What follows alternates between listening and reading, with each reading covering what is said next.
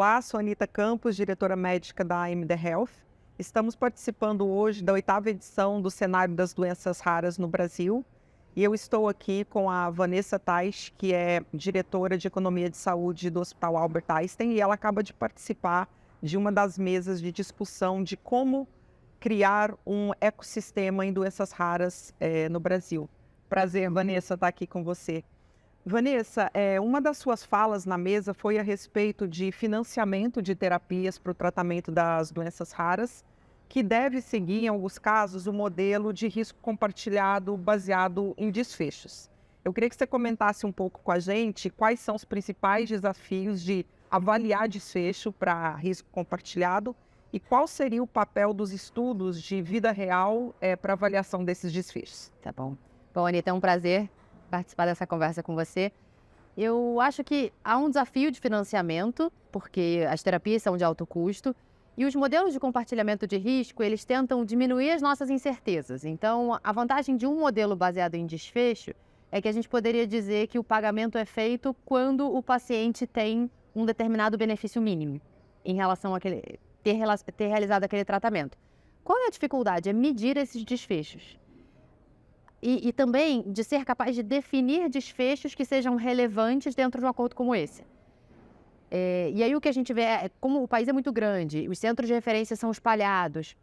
Em geral, nem todos os centros têm as pessoas suficientes ou a qualificação suficiente, estrutura, para acompanhar os pacientes com as mesmas escalas e com os mesmos desfechos que entrariam num acordo como esse.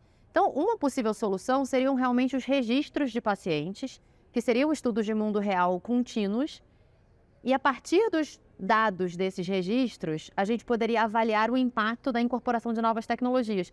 E aí eu acho que o grande ganho seria não fazer isso para cada nova tecnologia, mas fazer por condição clínica. Sim. Que aí várias novas tecnologias podem se beneficiar da existência desse registro. Legal, eu acho que esse tema é muito importante, né? E a questão da implementação de estudos de vida real no Brasil realmente é um tema que está bem discutido agora. Também uma outra coisa interessante que eu achei na sua fala foi justamente como o setor privado pode colaborar para a formação desse ecossistema de doenças raras no Brasil. Eu acho que o setor privado ele colabora de duas formas. Primeiro, porque a gente precisa pensar num ecossistema único brasileiro quando a gente fala de doenças raras. Vai ser muito difícil pensar num ecossistema público ou num ecossistema privado, porque os pacientes muitas vezes vão transitar entre os sistemas.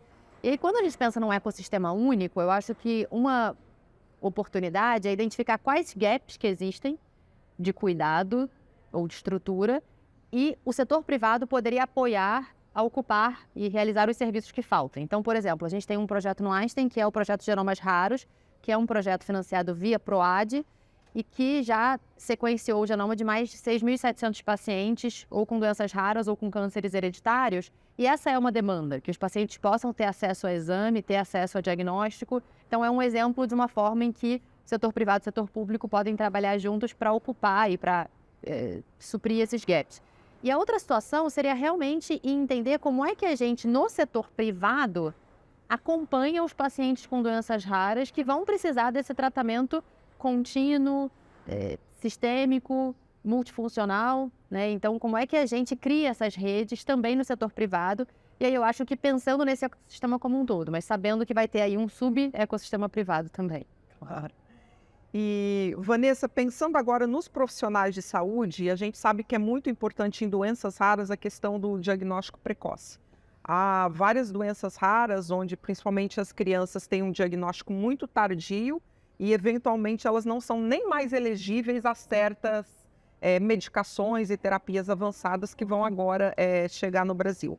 Então, qual que você acha que é o papel da educação médica, né? Vários players, empresas de educações médicas, sociedades, na educação dos profissionais de saúde, principalmente no que tange ao diagnóstico precoce de doenças raras? Realmente o diagnóstico precoce é um tema fundamental e um tema difícil, porque a gente está falando de um cenário onde a gente tem de 6 a 8 mil doenças raras, uma estimativa de 500 doenças raras que têm tratamento.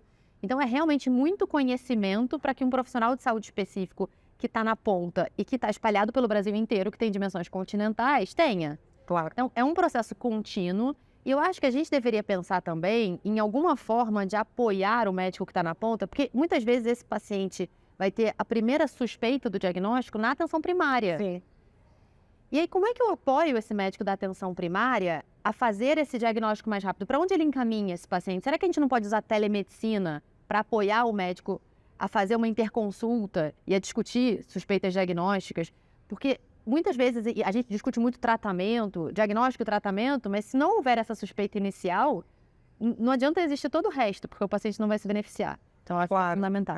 Eu acho que nesse sentido, sempre, né, a parceria das empresas que trabalham com educação médica, as sociedades médicas, a iniciativa privada e também, obviamente, os hospitais públicos devem ser parceiros nessa educação e levar isso para a ponta. Como você disse, de maneira virtual e que chegue com um alcance bastante distante, assim, nas áreas mais remotas do país. Com certeza.